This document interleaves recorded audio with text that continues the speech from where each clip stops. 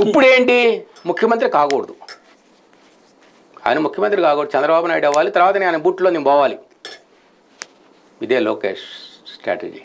జనం ఎట్లా యాక్సెప్ట్ చేస్తారు చెప్పండి సార్?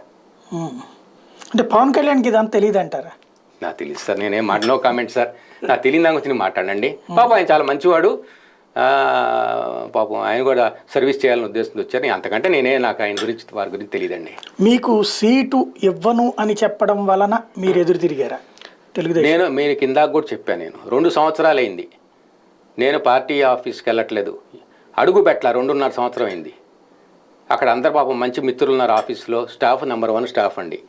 పార్టీ కానీ కార్యకర్తలు కానీ అందరు ఉన్నారండి. నేను ఒక్కరోజు కూడా నేను ఎంటర్ కాలేదు 2.5 years నుంచి. ఎప్పుడైతే మనసుకి నాకు వద్దనుకున్నానో నా వ్యాపారం చేస్తాను. ఎందుకని అంత అసంతృప్తి ఎందుకు వచ్చింది? ఏ రీజన్స్ ఇంకేమని ఇప్పుడు ఇంతసేపు చెప్పి అయ్యేసా? కరప్షన్ కరప్షన్ కరప్షన్, చాలా బ్రాండ్ అంబాసిడర్ కరప్షన్ ఈ చంద్రబాబు నాయుడు. దేశంలో ఏ ముఖ్యమంత్రి సంపాదించలేనంత సంపాదించాడు ఆయన. ఎవరన్నా రావాలంటే ఆయన దగ్గర పాఠాలు తీసుకోవాలి కరప్షన్ గురించి. నేను ఛాలెంజ్ చేసి చెప్తా, ఈయన మించిన వాళ్ళు లేడు.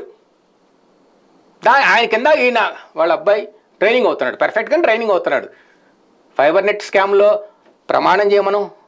ఆయన మంగళగిరి లక్ష్మీనరసింహ స్వామి మన గుడికి వెళ్ళాడుగా, అక్కడే నేను వస్తాను ప్రమాణం చేయమను. నేనేమి దీంట్లో రూపాయి తీసుకోవాలని చెప్పమను.